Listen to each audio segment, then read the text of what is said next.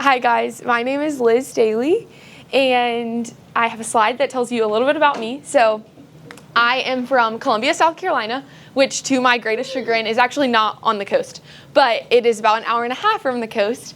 And everyone in the Fellows Program knows that I will take any excuse to tell everyone that I love surfing, and it is a new thing that I'm really excited about. So that's me in South Carolina, in Charleston. I went to Covenant College, so you got good old Carter Hall behind me in this picture, and I studied psychology there.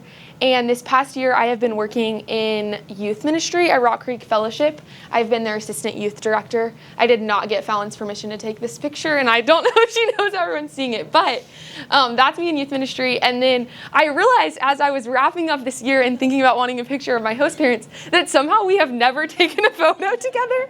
So I decided, without their permission, to pull both of their professional photos from online, because I figure if they're showing it to the whole world, I can put it on this presentation. But this is my host mom, Christy Grawley, and my host dad, Jim Grawley. And I'm so thankful that Christy's here today. So that they have been hosting me this year, and I've been living up on Lookout Mountain with them. So I'm going to be talking, just like the other fellows, about our 4 pillars that we have focused on this year. And I decided that the way I want to approach thinking about these 4 pillars is an overarching theme that I have talked about a lot this year and have sat in a lot this year, and that is the concept of the Lord's deep love for me, and that playing into me being his beloved and me being chosen and delighted in by him. And that has been really a revolutionary concept for me this year. I have worked in ministry since high school through college, taking a short break somewhat to work in admissions last year. So I've been around thinking about the Lord for a long time and have had a relationship with him for quite some time. But I don't think it had ever really set in until this year just how important and how true it is that he loves me and what that means for every aspect of my life. And so I'm just going to talk about how that understanding is beginning to shape and change the way that I think about each of these pillars. So the probably most obvious one to start thinking about this concept is within my faith. And these are a couple pictures that just help me to think about the way that my faith was shaped this year. But something that I realized as I've thought about my faith and thinking about God's love for me in that space was, I think a lot of times when people would ask me, how is your faith? How is your walk with the Lord? I would immediately think, how often have I done my quiet time? And how impactful has it been? And how long have I spent doing it? And it had very little to do with my actual union with the Father and closeness to him. And this year has begun to shape that is not what dictates where I am with the Lord. That while scripture and prayer are so vital and important in shaping my walk with the Lord, they are the thing that is supposed to point me to Jesus and point me to my relationship with him and his love for me. And so just through different conversations, I remember sitting at Mean Mug with Jonathan and him reminding me that when I have kids, it may not be easy to sit down and have a long, quiet, completely uninterrupted 30-minute quiet time every day. And him giving me ideas of what it looks like to go about being in connection with the Father when I don't have that kind of space and time. And so that has been such a blessing to me.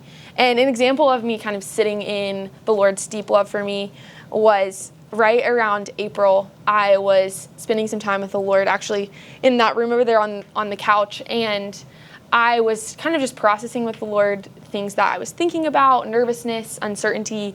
And I remember feeling pretty guilty that I wasn't spending more time just talking about what he had done for me on the cross. It was the week before Easter. It was Holy Week.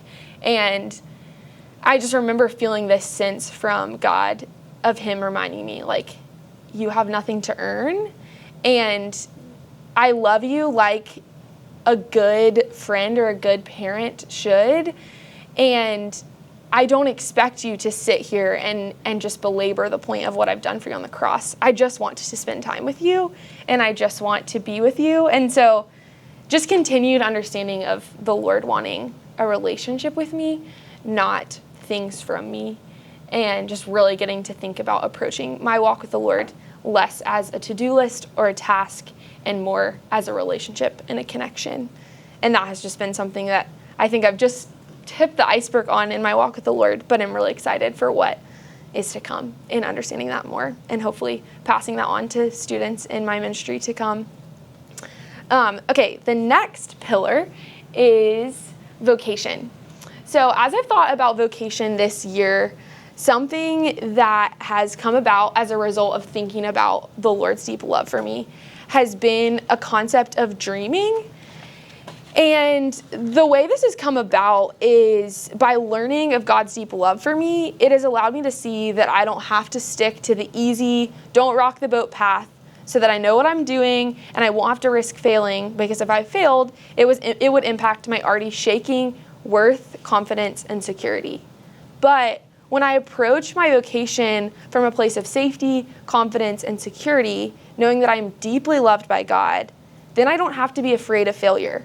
I can take risks and dream big, crazy dreams, knowing the Lord has me in his hands and I will still be in his hands even if I fail. And this kind of solidified itself this year in a couple of different ways. Henry used my favorite word, which was flirting with different career paths earlier today. And I joked this year that I was spending a lot of the year flirting with the medical field. And while nothing really surfaced from that conversation, there were a lot of things that I was able to think about and learn about. I took the Highlands battery that one of the fellows talked about earlier, and really nothing on that battery pointed me to the medical field. It just continued to point me to relational ministry. But it was really fun to get to think about it, and who knows, maybe that will find its way to my path one day. But it did just give me the ability to dream and think I can do something scary like go to med school, and if I fail or if it doesn't look the way that I want it to, the Lord will be with me. And then the other piece that did solidify, which no one really saw coming, was when I returned from Christmas break in January, telling everyone that I was pretty sure I wanted to move to New York City. And everyone, including myself, was certain that I was not going to do that. And I don't want to speak for everyone, but I assume that. And I was just drawn to this place, and I didn't really know why. And Ralston encouraged me to pursue some opportunities, and a job at a church and youth ministry existed, and I thought I was very unqualified for it, but he encouraged me to apply, and so I did. And after one door after another and one interview after another, I was offered the job, and this is the part where I tell you what I'm doing next. I decided to accept the job, and I will be moving to New York City, the Greenwich Village, for the summer starting June 2nd. And I'm really excited and absolutely terrified. And I'm really excited for the fact that I get to come into this scary new chapter with the realization that I'm deeply loved by God and that I don't have to be afraid to fail and I don't have to be afraid of what's to come, which is such a blessing. The next thing that I want to talk about when it comes to the different pillars is, New York City. This is Central Park.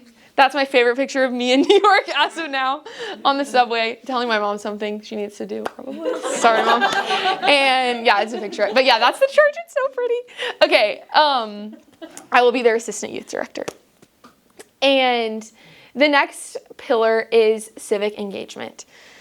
So as I think about civic engagement, when I came to this year and Ralston said we were going to focus on this, I was pretty sure we were just going to learn a lot about how to vote, when in reality, that was not what we learned. We learned a lot about how to be involved in our city and how to get to know a city and how to care for your city.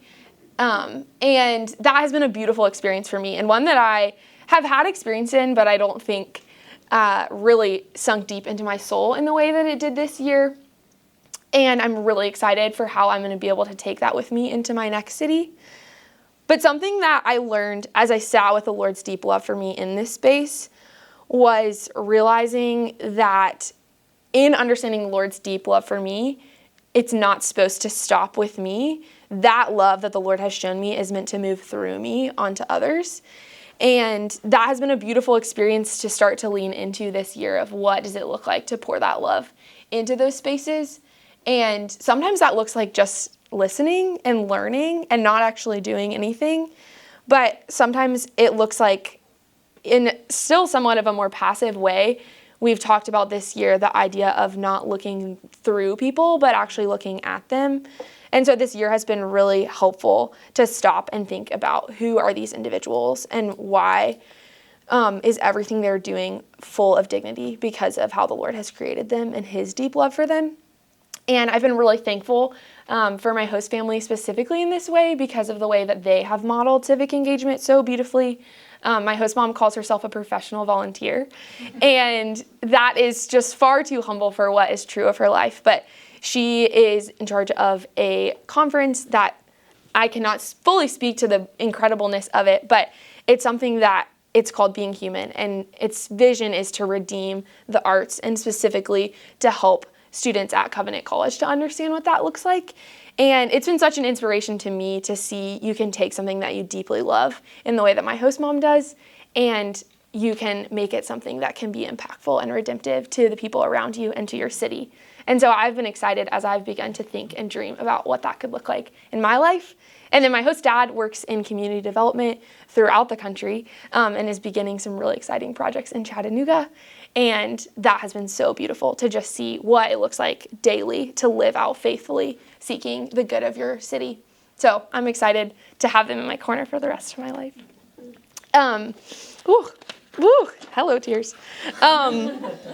Okay, and then the final piece is community.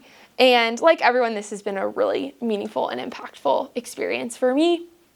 The way that I've seen the Lord's deep love for me in this space has come from a place that I've worked through, I feel like, most of my life, which is how easy it is for me to step into a space. And I've spent some time talking to my mentor about this, and she's helped me to think through what it looks like to enter into a space instead of asking, am I lovable? Do I belong? And asking the people in the room to answer that question for me, instead to enter into the room knowing that I have everything that I need and that I am deeply loved, as I've said many times. And that heart posture, my prayer is to continue to lean into the space that I don't enter into times with my friends and with the fellows, which I found myself doing many a time where I was coming and grasping instead of ready to give, or I was coming out of fear instead of out of fullness. And I'm excited for the way that I'm hopeful and prayerful that the Lord will continue to sink deep into my heart, his deep love for me, so that I can keep entering into spaces knowing that I am loved and chosen and that I don't need anyone in the room to prove that to me.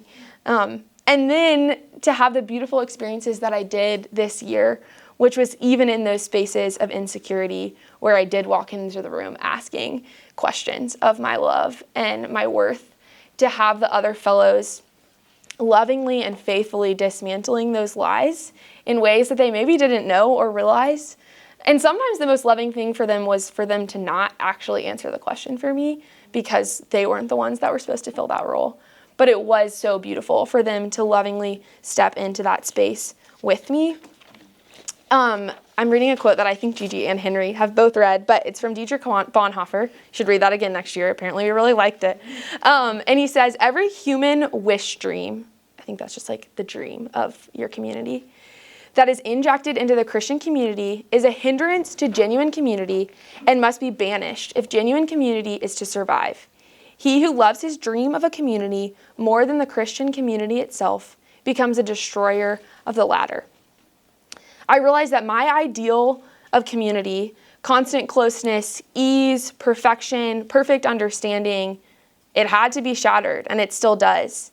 But in its place, something real has grown this year. A messy, resilient, and grace-filled community. The kind that stays, as Lane said.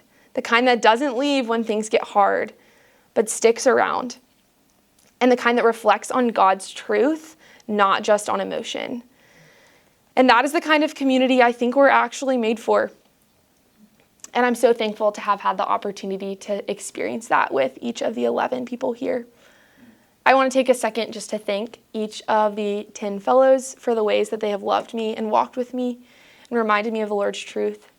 I want to thank Ralston for his time, his patience, his answers to my many, many questions, and his faithfulness to just love us each in the ways that we need to be loved.